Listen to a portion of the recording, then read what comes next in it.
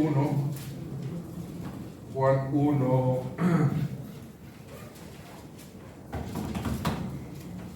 Por ejemplo, si ven ahí en su Biblia Juan 1:29, el evangelista, el apóstol Juan es un poco cronológico y dice al siguiente día, ¿verdad?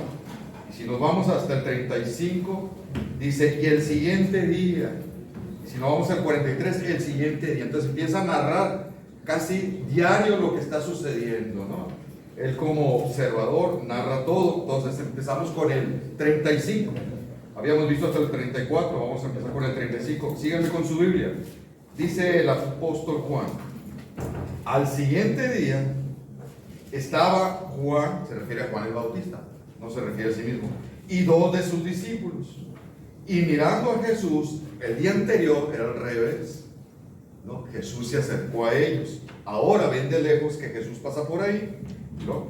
Estaba Juan el Bautista con sus 2 discípulos, y en eso pasa Jesús caminando, ¿no?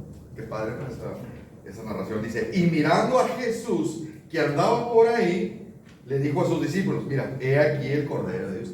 Ya se los había mencionado, pero se los vuelve a repetir. Entonces ellos le oyeron hablar, los 2 discípulos, y siguieron a Jesús. Realmente, Él los incitó, dejó que siguieran a Jesús, que fueran para allá, ¿verdad? Dice, y le oyeron hablar los 2 discípulos, y siguieron a Jesús. Y volviéndose Jesús, y viendo que lo seguían, les dijo, ¿qué buscáis? Él es omnisciente, ni modo que no supiera qué buscaba. La pregunta era una intención. Ahorita lo vemos. Más que nada que checa tu objetivo y checa tus motivos. ¿Por qué me vienes a buscar? Ahorita vamos a hablar sobre esa pregunta. Y ellos le dijeron, Rabí. Rabí es una expresión de mucho respeto para alguien que tú consideras como mi maestro, ¿no? Rabí. Entonces a Brian le gusta que le digan Rabí, por ejemplo.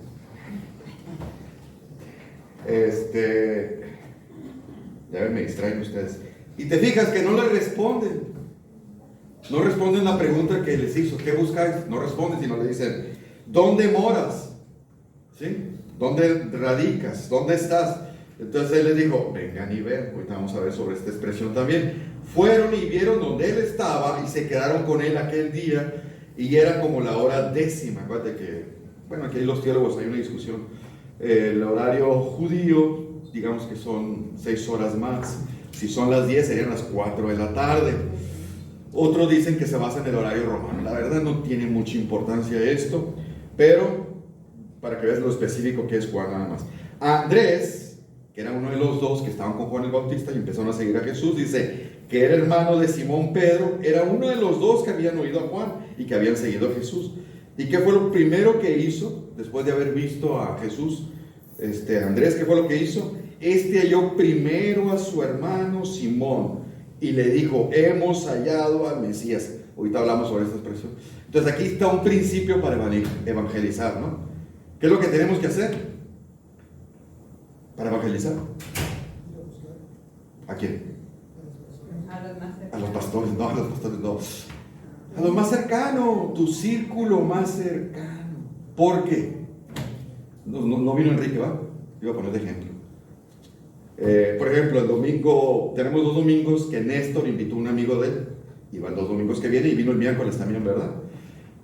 Si ese hombre, que yo no lo conozco, bueno, ahora lo conozco, pero no lo conocía, si yo me lo encuentro en la calle, le saco plática y le digo, soy pastor de IBR, ven el domingo, lo más probable es que no haya venido.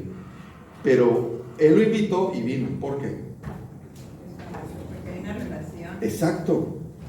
¿Entiendes un principio de la evangelización? ¿Cuál es? Tiene que haber una relación. ¿Sí? ¿Sí? Todos ustedes están aquí, no por una invitación de un desconocido, por una relación. Y dice, ¿dónde me quedé? Hemos hallado al Mesías, que traducido es Cristo. ¿Qué es Mesías? Cristo. O sea, Mesías en hebreo, Cristo es en griego. ¿Pero qué significa? ¿Qué significa Mesías? ¿O Cristo? El ungido, exactamente, ¿no? El ungido de Dios, no cualquier ungido, porque ungían a los reyes, ¿verdad?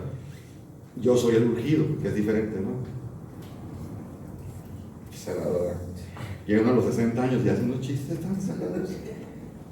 Pero bueno, Entonces, y lo trajo ¿a dónde? A Jesús. Ahí está la idea, ¿no? La idea es guiarlos a Jesús.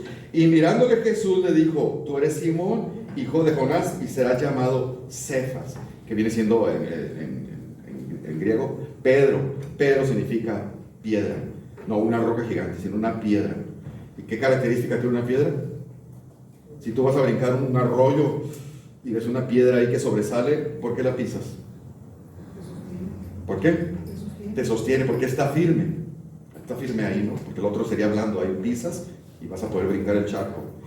Habla de la firmeza. No era firme en ese momento Simón, pero en un futuro, cuando empezaba la era de Pentecostés, cuando había resucitado Jesús, y más cuando ya había venido el Espíritu Santo, Pedro cambió totalmente.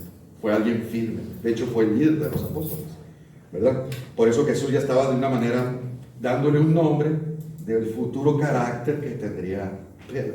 ¿Estamos? Acuérdate que en la Biblia los nombres tienen mucho que ver con el carácter de la persona. Bueno, le dice, y al siguiente día, ¿no? Al día siguiente que pasó, quiso Jesús ir a Galilea, y ahí halló él a Felipe, y le dijo: sígueme. Felipe era de Betsaida, de la misma ciudad donde eran Andrés y Pedro, o sea que se conocían. ¿Y qué es lo que hace Felipe en el 45? Halló a Natanael, que era su amigo. ¿Viste? Se repite el principio. ¿A quién evangelizo primeramente? Mi círculo cercano, donde hay una relación, es donde surge la evangelización.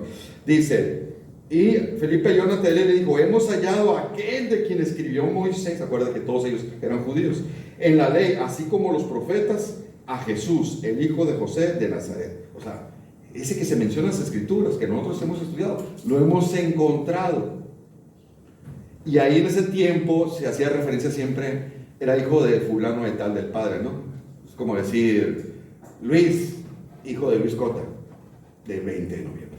Así se identificaban las personas, ¿no? Por el apellido del padre y de dónde eran. Ahora dice, hijo de José de Nazaret. Y Natanael dice, de Nazaret puede salir algo bueno. Porque Nazaret en ese tiempo era una ciudad, es más, no está ni en los mapas. Nadie le identificaba a Nazaret. No tiene ninguna relevancia. Entonces, por eso puede salir algo bueno de ahí. Pero lo que ellos no habían entendido, que la mayor tiempo de su vida Jesús lo pasó en Nazaret, pero él nació en Belén, como lo decían las profecías.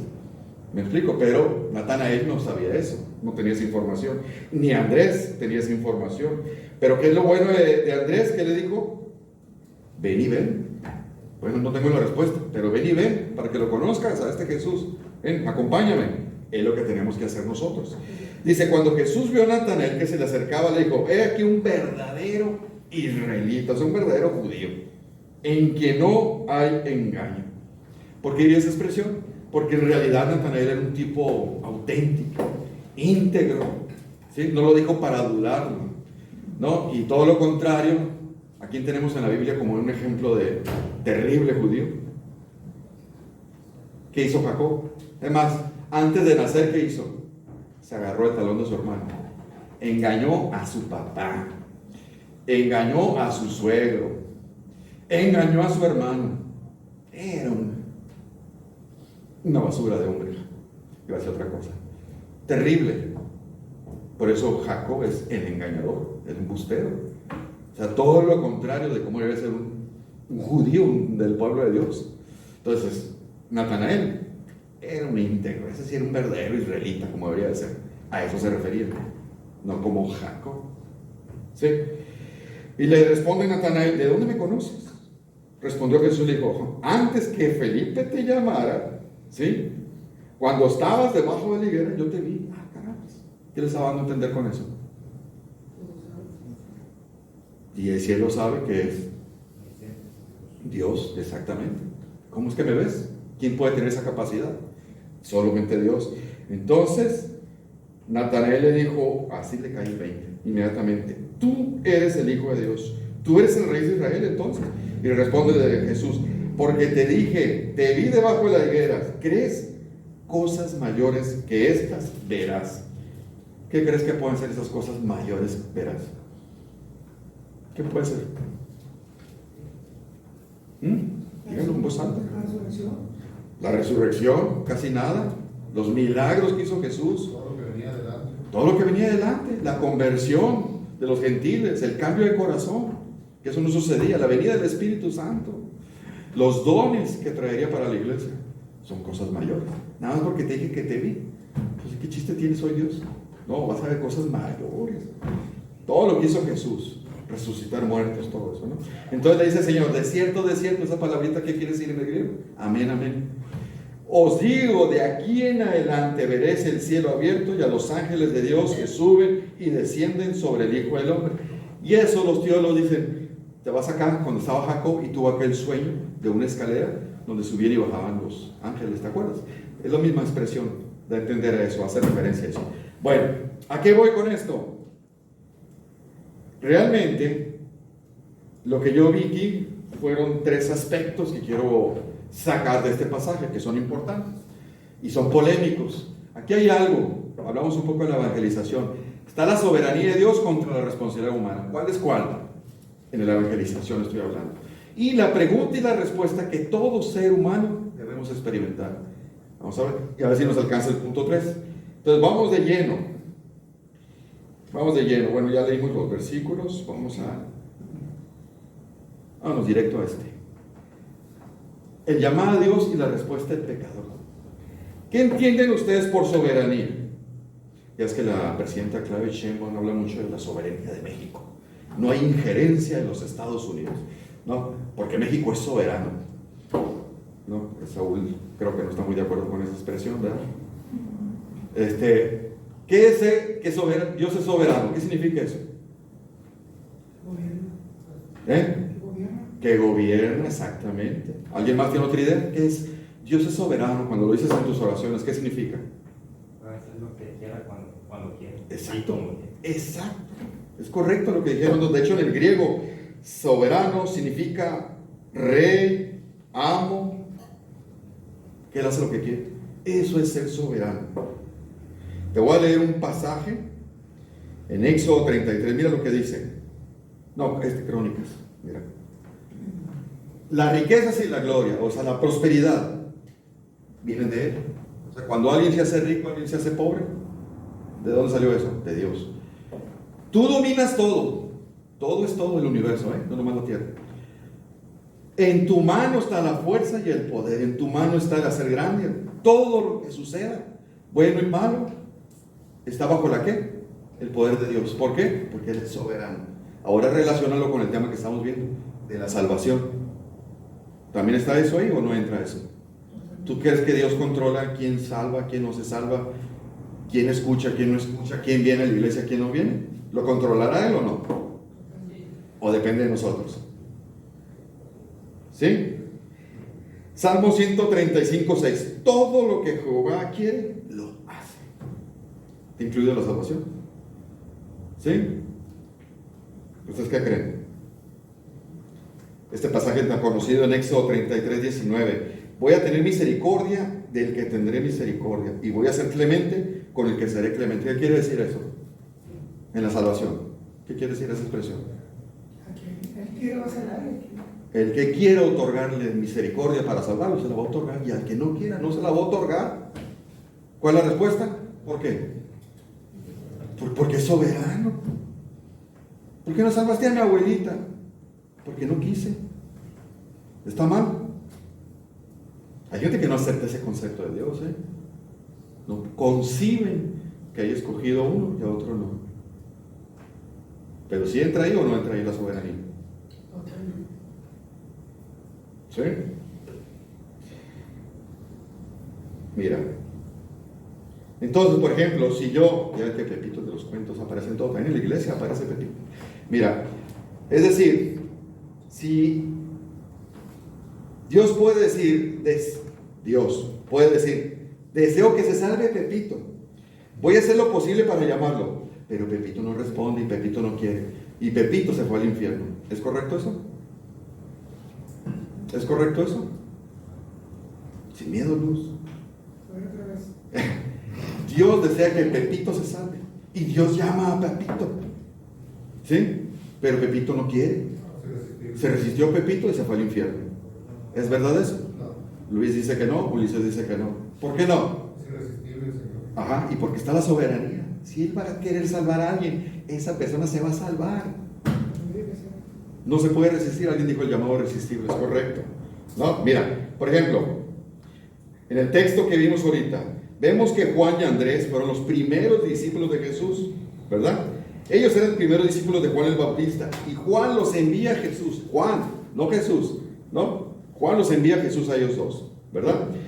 Y después vemos que Jesús busca a Andrés, perdón, Andrés busca a su hermano Pedro y lo lleva a Jesús.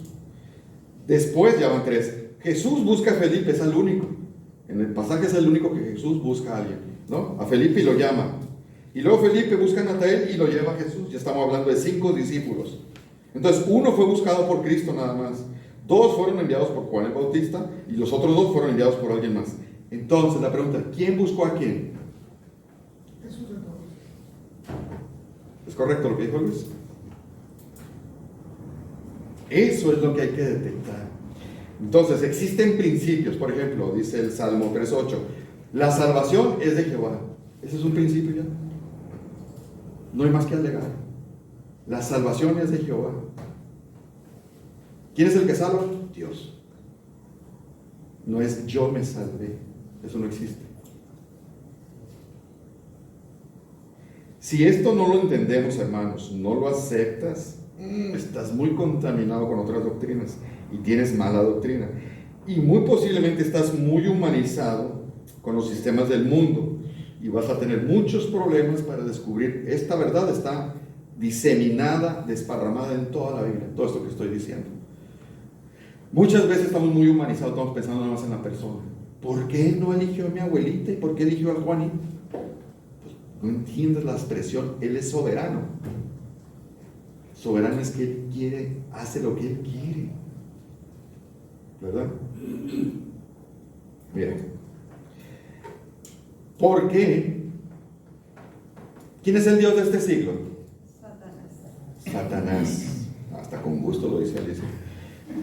¿Y qué hizo Satanás según este pasaje? ¿Qué hizo Satanás? ¿Para qué lo cegó? Ahí dice. Entonces, estas personas jamás van a comprender el Evangelio. Pueden venir a la iglesia, estar un tiempo aquí. Jamás van a entender las verdades del Evangelio. Jamás. Porque están cegadas. ¿Sí? Jamás.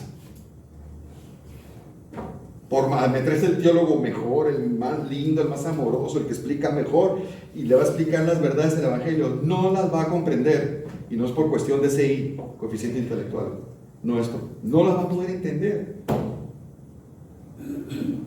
¿Sí? ¿No me crees? ¿Quién es el hombre natural?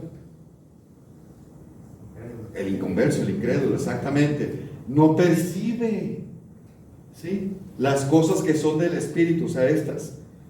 ¿Por qué? Para él son locura, fíjate. No las puede entender, te fijas. No percibe y no las puede entender. Porque se tienen que discernir espiritualmente. Yo te hablé de mi testimonio. Durante los 30 y los 40 quise leer la Escritura en 2 periodos, así por semana. Me agarré la Biblia y llegué a la conclusión de que era una cosa tan tonta. Era una bobada lo que decía la Escritura, fíjate. En periodo de años, traté de leerla, estudiarla. Yo solita me agarré en mi escritorio por semanas. Nada. Llegué a la conclusión de que era una tontería. ¿Sí? A los 40 años, la misma Biblia que había leído hace años, la agarré, la leí y dije, wow, qué cosa tan maravillosa. ¿Qué cambió? Esto. Quitaron la venda. Era la misma Biblia. ¿Te fijas? No puedes percibir ni entender. Las personas no pueden percibir y entender. ¿Se entiende eso? Romanos 3:11, 3:10. No hay quien entienda, no hay quien busque a Dios. No existe la gente que busca a Dios. Por eso hay miles de religiones. Porque no buscan al verdadero Dios. Buscan a su Dios. Nadie busca a Dios. ¿Qué tiene que pasar entonces? Entonces, ¿por qué hay gente aquí? ¿Qué tiene que pasar? Mira, ya lo decía Ezequiel. cientos y cientos de años antes, como 700. Les daré un corazón y un espíritu nuevo. Es lo mismo, corazón y espíritu nuevo. Pero si yo ya tengo espíritu, ¿cómo que me da otro espíritu? Y pondré dentro de ellos y quitaré el corazón de piedra y en medio de su carne le daré un corazón de carne. ¿Qué está hablando esto? Tiene que ver con lo que dijo Luis, pero más específicamente, ¿la qué? Conversión. ¿Pero qué sucede en la conversión? Este es el cambio de naturaleza. Esto es el cambio de naturaleza. Es lo que hablábamos el otro día, el miércoles creo, ¿no? La naturaleza vieja y pecaminosa fue crucificada, es esto, y nos dio una nueva naturaleza, persona. ¿Sí? Es esto. Solamente cuando sucede esto es cuando ya quita la ceguera. ¿Se entendió? Por eso nadie puede buscar a Dios. Es mentira, nadie puede buscar a Dios. ¿Sí? Mira lo que dice Juan, para que vean que no soy mentiroso. ¿Qué dice ahí? ¿Cuánto es ninguno? Es un término absoluto ese, ¿verdad? Ninguno es cero. Cero. De toda la humanidad, cero. Ninguno va a venir a Jesús. Nadie, es mentira. Nadie va a buscar a Jesús. Al Jesús verdadero estoy hablando, ¿no? Pero tenemos un Jesús en la apostólica, un Jesús en la católica, un Jesús en la adventista. Esos son falsos, esos Jesuses. Estoy hablando del Jesús de la Biblia. Pero si el Padre que me envió no lo trajera, esa palabrita en el griego es como casi arrastrar. Y la única manera de arrastrar a alguien no es obligándolo. ¿Cómo es? Cambiándolo. Le cambia la naturaleza de esa persona, es casi busca a Jesús arrastrándose. Eso es lo que sucede en realidad. Y yo lo resucitaré. Ahí está la promesa.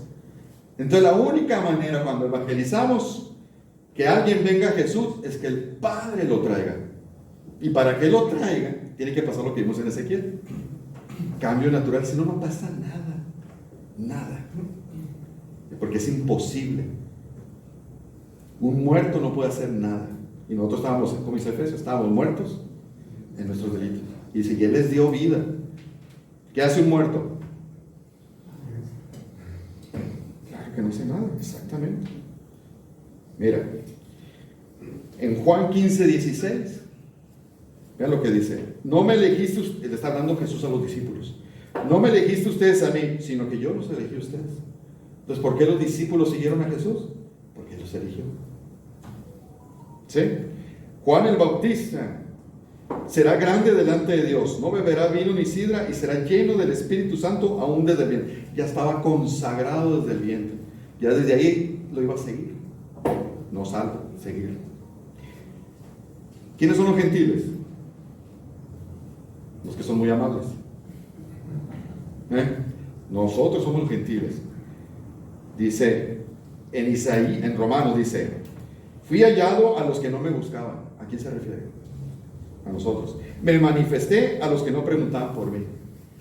Pero acerca de Israel dice, todo el día extendí mis manos a un pueblo rebelde y contradictor. Es cuando el Jesús pues rechaza a Israel y empieza a buscar a los gentiles que somos nosotros. Aún los ángeles, ¿no?, fueron escogidos. Acuérdate que 1/3 de los ángeles siguió a Satanás. ¿Por qué el otro 2/3 no siguió a Satanás? ¿Por qué crees? Eran más inteligentes. ¿Por qué crees que no siguieron? Porque fueron escogidos. ¿Quién levantó la mano? Sí, es que no, las últimas dos nomás dijiste, pero no diste cita. No di la cita. Sí, la de Juan el Bautista. Nos vemos mañana a las 6. Ah, no, esa es otra cita. Bueno, la de Romanos 10, 20 y 21. Habla de que fui hallado por los gentiles, ¿verdad? Y de Juan el Bautista, Lucas 1:15.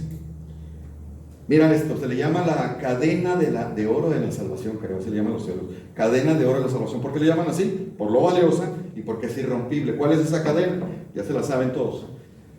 Porque a los que antes conoció, se refiere a los creyentes, a los salvos, conoció, habla de intimidad.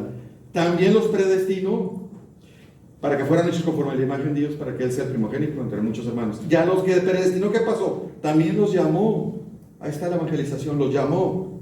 Y a los que llamó, ¿qué pasó? Justificó. ¿Qué significa justificó? Los declaró inocentes, o sea, salvos. Ya no hay condenación, ya no hay otro juicio para esa persona. Ya está declarada inocente. El acta de los decretos fue anulada. Por eso esos que inventan que la salvación se pierde, no entienden el concepto, el término justificación. ¿Sí? Y a los que justificó, ¿qué pasó? Los glorificó. Ahí está toda la salvación. ¿Quién se perdió? ¿Quién buscó a Jesús? Los que fueron llamados. ¿Te fijas cómo es la evangelización? ¿Se entendió? Entonces podemos decir que esos 5 discípulos que mencionamos, que fueron los primeros 5 discípulos en toda la historia de Jesús, buscaron a Jesús. ¿Por qué? Porque Él los llamó. Él ya los había llamado, por eso vinieron, por eso respondieron, por eso se quedaron. Con unas horas que hablaron con Él, ¿cómo es posible que hablaron unas horas con Él y dejaron todo? ¿Cómo hacen eso? Porque eran llamados. ¿Sí? Ok.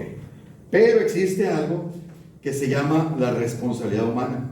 Y aquí es donde entra la confusión de algunos. ¿Sí? Por ejemplo, Dios manda que escudriñemos las Escrituras. Dios manda que guardemos las Escrituras. Él pone ese deseo en mi corazón. Pero ¿quién es el que se levanta en la mañana, abre la Biblia y se pone a leer? Nosotros, ¿no? Se supone. Entonces, sí, Dios manda eso, pero hay una responsabilidad que yo actúo. Dios manda que evangelicemos y Él va a tocar el corazón de la persona. Pero ¿quién es el que tiene que ir? Nosotros. Dios nos da la fe, pero ¿quién es el que tiene que creer? Nosotros. ¿Se entendió? Dios manda que nos congreguemos y pone ese deseo en nuestro corazón, pero nosotros tenemos que venir. Ahí entra la responsabilidad humana. ¿Se entendió? El problema está que algunos creen que la responsabilidad humana viola la soberanía de Dios. No, no la viola. Esta nunca se disminuye ni se ve afectada. Se va a cumplir la soberanía de Dios. ¿Estamos? Dice, así que Dios, que es soberano, Él por medio de su gracia y del Espíritu Santo y de su palabra, obra en mí para que yo haga las cosas, pero mi responsabilidad es dejarme influenciar por Él, o sea, someterme. Así de fácil, ¿se entendió? Sí está fácil. Estamos hablando del tema de la evangelización y la salvación. ¿Se entiende el tema? Mira, es como, el pastor Ryan había hecho ese comentario una vez, es como las vías del ferrocarril. Van paralelas siempre, nunca se cruzan ni se apartan, siempre van iguales. Así es la soberanía de Dios y la responsabilidad humana. Así es. Ya sabía que me iba a preguntar, dígame. Oye, hermano, entonces, si estamos viendo que la soberanía de Dios es que así es y así porque lo determinó Él, Ajá. entonces una persona incrédula se puede justificar diciendo, no, pues es que yo soy incrédulo porque Dios no, si conoce esto, pues, porque Dios no ha producido en mí ese deseo, quiere decir que yo no voy a pensar. ¿Sí? A ver, hermano, yo sé que te gusta contestar eso. Contéstale, Brian. Bueno, pues la Biblia es muy clara que el juicio es porque hemos cometido pecado. Somos pecadores de nacimiento y entonces pecamos y somos responsables de responder a la creación apunta a un creador. Hay suficiente conocimiento de Dios para que somos responsables y si no respondemos somos culpables por el pecado.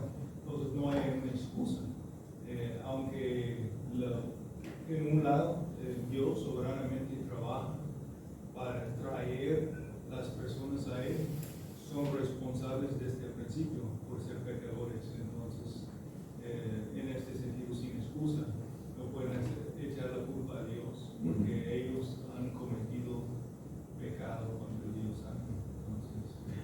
Entonces hay los dos lados de la responsabilidad humana y el de Dios en balance.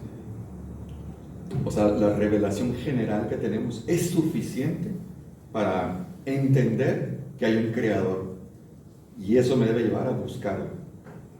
Pero si yo, no, mira qué maravillosa es la naturaleza. ¿Qué estás haciendo? Salmo 19 y el principio de Romanos 1 son los dos pasajes centrales. Le era el vaso al alfarero, ¿por qué me hiciste así? No. Sí, entonces, ¿cuál es el principio? Todos debemos de morir. La paga del pecado es muerte y se refiere no nomás a la biológica, se refiere al infierno. Entonces, todos debemos ir al infierno. Pero como Dios es clemente, dice, voy a salvar a unos. Pues qué bueno, pero no se obligaba a salvar a todos. A ver, Luis, mande. En lo que cuestiona la hermana, Es lógico, ¿se entiende? sí, pero una persona que ya conoció no va a poder decir eso. De decir, es que yo no soy salvo porque yo, o entendió, o de plano no entendió. Sí, más bien la respuesta sería de nosotros, ¿no? ¿Cómo es que me salvó a mí? ¿Sí o no? Dios no debió habernos salvado a nosotros, cuando menos a mí. Yo no sé por qué me salvó. Pues que está la parábola del trigo y la cizaña. ¿Qué? A ver, explíquesela, porque no la conocen los hermanos. No van a dar fruto bueno y otros no. Pero ahí no estábamos hablando de los frutos. A ver, Luis, dices. Pero el inconverso, estas palabras, a él no tiene vida esas palabras en su corazón. Sí, no las va a tiene entender. peso. No puede reclamar nada, simplemente lo agarra como un comentario contra el humano que le está compartiendo la palabra. Pero en su corazón no hay un peso vivo que le revele algo. Pero él es culpable porque tiene una conciencia también y algo escrito en su corazón, que es de manera natural. Y ellos, conforme pecan más, su conciencia es más cauterizada. A ver, dile, ¿por qué no te arrepientes? No se va a arrepentir. No va a arrepentirse. No puede arrepentirse, porque su corazón es duro. Y tú le dices, mira, Dios dice, además Dios dice que te arrepientas y que no hagas esto, y que lo busques, y te va a salvar. No se van a arrepentir. No se van a arrepentir. Ahorita, mira, vamos a ver. Mira, por ejemplo, mira este pasaje.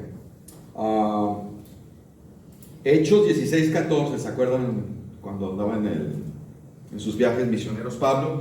Y normalmente él iba a las sinagogas porque ahí estaban los varones y ahí les predicaba. Para ver una sinagoga tenía que haber mínimo 10 varones, o sea que en esa ciudad no había varones. Entonces se va al río y encuentra unas mujeres ahí. Y él se pone a predicarle a las mujeres.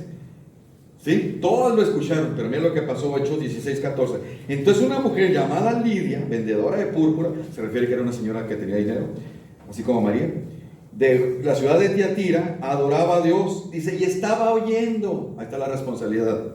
Y el Señor abrió el corazón de ella, no de todas, nomás de ella. Y dice, ¿para qué le abrió? Para que estuviera atenta a lo que Pablo decía.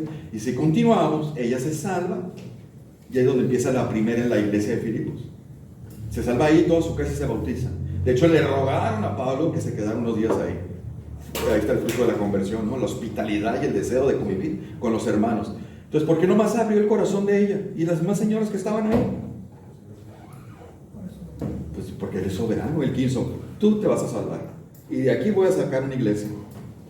¿Cuál es el problema? Yo no veo dureza ni severidad, yo veo la gracia de Dios. Era para que todas se fueran al infierno, pero no salvó a Lidia y a su familia. ¿Sí se entiende? Entonces, cuando somos muy humanizados, pensamos en por qué no salvó a todos. Cuando sabemos que lo que merecemos y que somos pecadores que no merecemos nada, decimos, wow, cuánta gracia de Dios. ¿Se entiende? ¿Se entiende la diferencia? Cuando somos muy humanizados, que estamos muy por el pensamiento del mundo, cuando somos bíblicos decimos, wow, cuánta gracia, ¿cómo la salvó a esa? ¿Sí? Y la responsabilidad está, la soberanía de Dios abrió tu corazón, la responsabilidad de ella estaba oyendo, no se quedó dormidita. Entonces, ¿se entendió eso? La soberanía y la responsabilidad humana. Entonces, mira, el siguiente punto, yo creo que no vamos a ver el tercero. Estas dos preguntas son muy importantes, la pregunta y la respuesta que todos debemos responder, o cómo vamos a reaccionar, antes y como cristianos. Entonces mira, ahí en el mismo pasaje de Juan, nos dice, el siguiente día otra vez estaba Juan, los dos discípulos, y mirando a Jesús que andaba por ahí, le dijo, ve aquí el Cordero de Dios. Lo oyeron hablar, eso tiene mucho significado, que ya lo vimos la vez pasada, el Cordero de Dios. Le oyeron hablar los dos discípulos y siguieron a Jesús. Ahí está la soberanía y la responsabilidad. Y volviéndose a Jesús y viendo que le seguían, les dijo, ¿qué buscas? Y ellos le dijeron, Rabí, ¿qué buscas? ¿Verdad? Y luego dice el otro, ven y ve. ¿A quién? A Jesús. Ven y ve. ¿Sí? Hemos hallado a quién. ¿Por qué tenían que ir a ver? Al Mesías. Mesías es el Salvador. Y luego acá en el siguiente día, mira lo que le dice Felipe a Natanael. Hemos hallado. Acá está en rojo. Hemos hallado. O sea, hay emoción ahí. Entonces, La pregunta más importante que todo ser humano debe hacerse es: ¿qué buscas? ¿Qué buscas en la vida? ¿Qué estás buscando? ¿Éxito? Yo estaba obsesionado con el éxito antes de ser creyente. ¿Salud? Aquí hay creyentes que todavía su obsesión, su ídolo es la salud. Escúchalos. ¿Tener familia? ¿Pareja? ¿Un buen trabajo? ¿Realizar mis sueños? ¿Un nivel económico? ¿Hijos o nietos o descendencia? Fíjate, todo eso es muy bueno, pero eso no es lo esencial en la vida. Si tú estás buscando eso en la vida, andamos mal. Andamos mal. Lo esencial en la vida es Cristo. ¿Qué buscas? A Cristo. Eso es lo esencial. ¿Cómo se llamaba cuando estudiamos catecismo? El primer pregunta del catecismo que te hacen es: ¿cuál es el fin del hombre, Alicia? Y disfrutar de él, ¿no? Glorificar a Dios y disfrutar de él. Ese es el fin del humano. Para eso fuimos creados, fíjate. No para alcanzar mis sueños, mi éxito, mi doctorado, mi nivel económico. No. Son cosas buenas, pero eso no es ser. Voy a mencionar algo. En la mañana estaba platicando con mi mamá y se levantó con una cara de pocos amigos, ¿no? Entonces, eso pasa cuando no duerme bien. Es viejita, le da insomnio, obviamente, que mi esposa le da insomnio, a las 3 de la mañana anda ya de velador. Pues es normal. Entonces ella se frustra. Y no sé qué le mencionó ahorita Alicia, dando a entender: no, pues, ¿qué va a hacer, suegra? Ahorita que nos vayamos, no, pues desayuno y pues ya. Lo mismo que todos los días. Así como bien resignada y frustrada y amargada. ¿A qué voy? No tiene un propósito en la vida. Y te dices: que está viejita, hermano, tiene casi 90 años. Aún ahí tienes que tener un propósito. ¿Cuál es el propósito de tu vida? ¿Qué buscas? Cuando se te quite el trabajo, cuando se muera tu pareja, cuando se vayan tus hijos y te quedes solo, ¿cuál es tu propósito en la vida? Si era tener trabajo, ya te lo quitaron. Si era pareja, ya se murió. Si eran los hijos, vuelan. ¿Cuál es tu propósito en la vida? Si ahorita fallece, siempre la mato, ¿no? Si ahorita fallece Alicia, yo debo de gozarme porque ella ya llegó a casa. Yo todavía no. Yo me quedo en este mundo pecador. Ella ya está disfrutando con Dios. Pero yo tengo que tener un objetivo mayor que mi esposa. Yo tengo que tener algo que amo más que mi esposa. Si no, me pierdo. Imagínate. Entonces, yo sigo con mi propósito en la vida. Porque Alicia no es mi propósito. Yo tengo que tener otro propósito. ¿Cuál es? Tiene que ser Cristo, pero ¿qué? Tienes que ser específico. Servir en su ministerio, no sé, alcanzar a los perdidos, plantar iglesias, discipular, no sé. ¿Cuál es tu propósito? Tienes que tenerlo. Y esa es la pregunta que todos nos debemos responder. ¿Qué buscas? Sí, al principio buscamos a Cristo, ya somos salvos todos aquí. Pero ahora, ¿qué vienes el domingo aquí? ¿Qué estás buscando aquí? ¿Por qué viniste ahorita aquí? ¿Qué buscas? Conocimiento. ¿Me explico? Esa es la respuesta más importante que todos debemos responder. Por eso ellos encontraron a Jesús, porque era lo que buscaban, pues decía: hemos hallado, porque lo estaban buscando. Y unas cuantas horas con él fue suficiente y dejaron toda su vida para seguir a Cristo. ¿Por qué? Porque era lo que estaban buscando. Entonces, tú y yo, ¿qué estamos buscando? Ahorita te voy a poner un pasaje, mira. Ahora, ahorita que mencionó Alicia lo del catecismo, la respuesta, ¿no? Que el fin del hombre es glorificar a Dios y disfrutar de Él. Solamente los creyentes pueden hacer eso. Y nadie puede glorificar a Dios si no conoce a Jesús. Esos que dicen: ten fe en Dios y te vas a... No. Nadie se salva teniendo fe en Dios. Todo es fe en Cristo. Miren. Todos deben honrar al Hijo. Obviamente nada más los creyentes lo van a hacer. Como honran al Padre. El que no honra al Hijo, no honra al Padre. No puedes honrar nada más al Padre sin honrar al Hijo. Tienes que honrar al Hijo para honrar al Padre. Entonces aquellos que no tienen al verdadero Jesús no honran al Padre. Por lo tanto, no tienen una relación con el Hijo. Por lo tanto, no son salvos. ¿Se entiende la lógica? Y mira, esta vida no sirve, para que veas lo importante de esa pregunta, ¿qué buscas? Esta vida no sirve de nada. Así hayas alcanzado el éxito, así hayas tenido una hermosa familia, así hayas tenido una vida muy saludable, si no tuviste a Cristo, no sirve de nada, porque vas a ir a parar al infierno. ¿De qué sirve haber vivido 80 años que alcanzaste tú todos los objetivos y la eternidad en el infierno? Yo prefiero no haber nacido. ¿Me explico? No vale la pena. Por eso la respuesta más importante que todo ser humano debe ser: ¿qué buscas?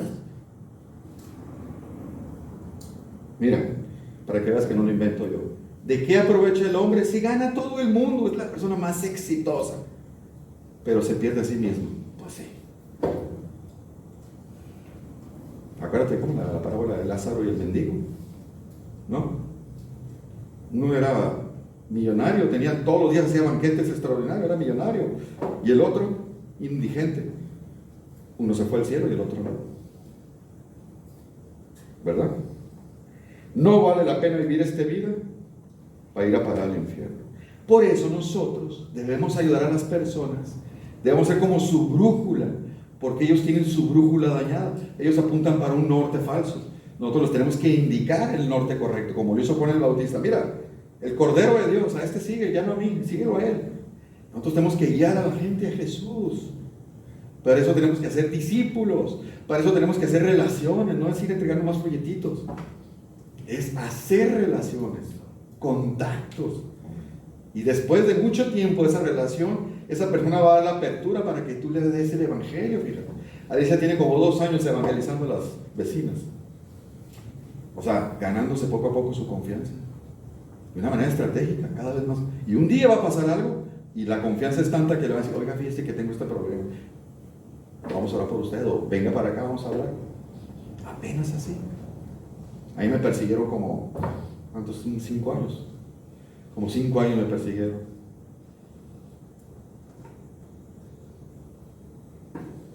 Por eso Dios nos dio el ministerio de la reconciliación, como dice Corintios, ¿se acuerdan? Entonces, así como esos 5 discípulos, como esta mencionó Elías la palabra, debemos ser intencionales. Así como fue en esto, intencional con Enrique, ¿no? Lo invitó, ven, ¿verdad? No nomás le entregó un folletito y ya. Hemos hallado, y en plural, ¿no? Hemos hallado de quien escribió, a Jesús, ¿no? El verdadero, el Salvador. Mira lo que dice Mateo 6:19: no te hagas tesoros en la tierra. ¿Sí? Los objetivos de aquí. Donde la polilla y el orín corrompen, donde los ladrones minan y hurtan, sino haceos tesoros en el cielo, porque donde está tu corazón, ahí está, donde está tu tesoro, ahí está tu corazón. ¿Dónde está tu corazón? En las cosas del mundo. Mi empresa, mi familia, son cosas muy buenas. Mi salud, mis hijos, mi pareja. Te vas a perder con eso. Tienes que tener un objetivo mayor. Tu tesoro tiene que ser otro, no eso. Esas son cosas muy importantes, pero no puede ser. Si en el mundo su corazón está en las cosas de aquí, están obsesionados con las cosas de aquí. Por eso el cristiano, cuando pierde esas cosas, como tiene un fin más alto, se supone que no cae en esa depresión, no cae derrotado. Sufre, que es diferente, pero no cae en esa depresión o en ese estado que tienen los mundanos, ¿no? Mira este pasaje, me encanta, hace mucho que he querido predicarlo y nunca, ¿no? Mateo 13:44: además el reino de los cielos es semejante a un tesoro escondido en un campo, el cual un hombre lo halla. ¿Cómo lo halló? Porque lo andaba buscando, y lo esconde de nuevo, y gozoso por ello va y vende todo lo que tiene y compra el campo. ¿Viste? Vendió todo lo que tenía por quedarse con ese tesoro. ¿Quién es ese tesoro? Jesús. Vende todo. ¿Por qué? Porque es su prioridad. Cristo es nuestra prioridad. Debe ser. Él es nuestro tesoro.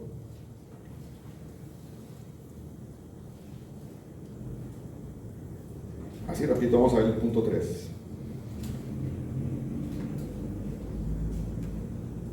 Mira, en ese pasaje se ve lo que es el discipulado cristiano. Tenemos que ver que es una necesidad. La idea del discipulado es llevarlo a Cristo, a seguir me refiero. Y vamos a hablar un poco de la fila del discípulo. Mira, Obviamente, como estos 5 discípulos eran judíos, ellos entendían lo que era un discipulado. De hecho, ellos buscaron a Jesús como rabí para que fueran discipulados, ¿verdad? Entonces, el punto que quiero exaltar aquí es que el discipulado es una necesidad, ¿sí? Todo cristiano debe ser discipulado. ¿Escucharon? Todo cristiano debe ser discipulado. De hecho, es un mandato, ¿sabían eso? Mateo 28, 19. Ir y hacer discípulos. Y ese, vayan y hagan discípulos para nosotros. A nosotros tenemos que hacer discípulos. Entonces, el discipulado cristiano es una necesidad y es un mandato. Siempre tenemos que estar haciendo discípulos de Cristo. Cuidado y confundir, algunos reducen el discipulado con una serie de estudios. No, es que a mí me discipuló el pastor fulanito y me dio 2 meses de discipulado. Ya soy discipulado. No, el discipulado dura toda la vida. Toda la vida. ¿Sí? Toda la vida tienes que ser discipulado por alguien. Obviamente primero por los pastores. Entonces tienes que ser, depende de ti, tienes que ser una masa moldeable, tienes que ser barro moldeable, tienes que ser enseñable para que seas un discípulo. Toda la vida tienes que ser discípulo. ¿Estamos? ¿Se entiende eso? Algunos por su orgullo les impide recibir la enseñanza o el consejo y en realidad no son discípulos de nadie. Vienen a la iglesia pero no son discípulos, no se dejan discipular. ¿Se entiende la diferencia? Ahora, la meta del discipulado es llevarlo a Cristo, ¿sí? Nosotros vamos a discipular a la gente, pero la idea es que sigan a Cristo en el sentido de que lo imiten, sus pisadas, ¿sí? No es, ¿qué haría Cristo en mi lugar? No. ¿Qué quiere Cristo que haga? ¿Me explico? Entonces, eso es guiarlos a ustedes en el discipulado, que aprendan a imitar a Cristo, que lo sigan sus pisadas. Y para eso tiene que ver con la fidelidad del discípulo. Aquí entra lo duro. Mira lo que... ¿Qué implica el ser discípulo? ¿Qué implica el ser discípulo? Porque ahí dice, Jesús le dijo a sus discípulos, si alguno quiere, me quiere seguir, quiere ser mi discípulo, ¿qué tienes que hacer? Negarse. ¿Es fácil negarse? Por ejemplo, que Juanito estuviera casado. Como orado por ello. Y Juanito decide divorciarse. Yo le digo, Juanito, la escritura dice que no te puedes divorciar. Es que ya no la soporto. Tengo 1 mes de casado. ¿No? Juanito, ya ves cómo. ¿Qué tiene que hacer Juanito? Negarse. Juanito, pues dice que no te divorcies. Ni modo, papá. No te vas a divorciar. Es que me pega. No eres el único, la vamos a decir, ¿verdad? ¿Sí? O sea, negarse implica negarse y obedecer lo que dice Dios. Y ahí entra un montón de cosas. ¿Sí? Te tienes que someter a tu esposo, pero es que es un patán. Te tienes que someter. La escritura no dice, sométanse a los esposos buenos. Sométete al marido. En las cosas del Señor, claro. ¿Sí? Y para eso tiene que ser, ¿qué quiere decir? Tome su cruz. ¿Qué pasaba en las cruces? Cuando colgaban a alguien, ¿qué pasaba? Estaban unas horas y luego se bajaban y ya como si nada. Morían lentamente. Es matar al yo. ¿Sí? Yo, es que yo quiero. Yo siempre quise ser. ¿Qué quiere Dios que seas? No, ¿qué quieres ser tú? Es matar el yo. Mis afectos pecaminosos, mis deseos pecaminosos, mis sentimientos pecaminosos, mis inclinaciones pecaminosas. Tienen que morir para seguir a Cristo. Eso es negarle.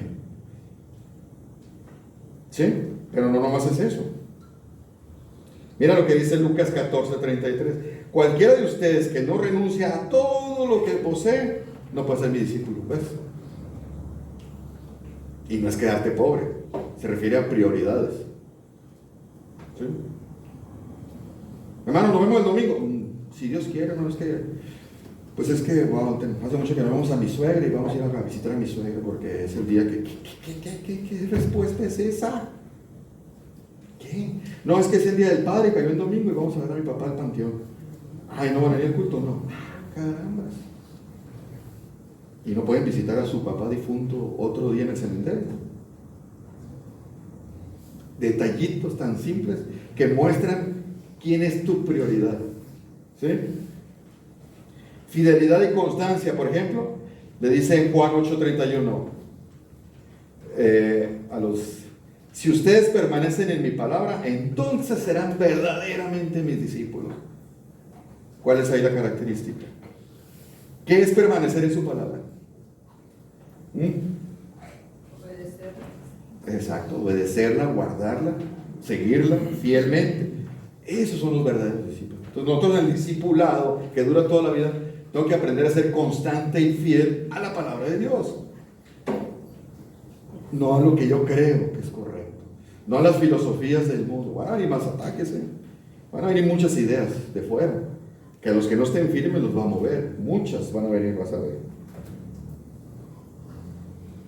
Mira, es fácil ser fiel y constante a Cristo. En 2 Timoteo, Pablo se queja de unos discípulos. 2 Timoteo 1:15 dice, y ya sabes esto, le está quejando Pablo a Timoteo, ya sabes esto, que me abandonaron todos los que están en Asia, de los cuales son Figelo y Hermógenes. Ya te lo habían dejado. 2 Timoteo 4:10, procura venir pronto, le dice a Timoteo, porque Demas me ha desamparado. ¿Sí? Era maestro Demas, yo creo. Solo Lucas está conmigo. Lo habían dejado solo a Pablo. ¿Sí? Juan 6:66. Oye, el número no es del diablo eso. Ya me dio miedo leerlo. Dice, desde entonces era cuando Jesús le bajó el hacer milagros y empezó a enfocarse más en la predicación y mostrar las exigencias de un discípulo. Entonces, ¿qué pasó? Mucha gente lo seguía, ¿no? Cientos de gente lo seguía. Y muchos decían ser discípulos de Cristo. Dice, desde entonces, cuando empezó a ponerse más durito en la predicación Jesús, muchos de sus discípulos se volvieron atrás y ya no andaban con él. ¿Ves? Porque en realidad no eran sus discípulos. Y dijo entonces Jesús a los 12, ¿acaso se quieren ir ustedes también? ¿Se quieren ir también? Y donde Pedro dice, no, ¿a dónde iremos? Tú tienes palabra de vida eterna, ¿verdad? Entonces, por eso es tan importante definir qué buscas. Mi prioridad es otra, no los estándares del mundo, porque eso lo podemos perder en cualquier momento. ¿Sí? Y gozarse como lo que dijeron los, hemos hallado. Hermano, nosotros ya lo encontramos. Nosotros somos como los discípulos, lo hemos hallado ya, a Jesús verdadero. O sea, eso es grandioso. ¿Sí? Pero no podemos quedarnos ahí. Entonces tenemos que hacer lo que ellos hacían, lo que hicieron ellos. Ir a nuestro círculo más cercano. Nosotros cambiamos nuestra residencia por mi madre, fíjate. Nosotros vivíamos en Obregón y ella decía, tenemos que irnos a Mochis para salvar a mi mamá. Obviamente ya no sabía, estaba muy verde. Y ya pasaron 21 años y mi mamá sigue negándose.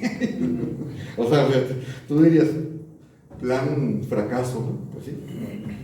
O sea, 21 años después mi mamá se sigue negando y ha rechazado la palabra a Cristo, ¿no? Entonces, pero bueno, Dios era soberano y yo malinterpreté en ese tiempo que era lo que quería que hiciera, ¿no? Entonces, hermano, ¿qué buscas? ¿Qué buscas al venir a la iglesia? ¿Eres un verdadero discípulo? ¿Te estás dejando discipular? ¿Verdaderamente estás siguiendo las pisadas del Señor? Entonces, se entendió la soberanía de Dios versus responsabilidad humana y lo entendimos lo que es el discipulado que dura toda la vida, ¿verdad?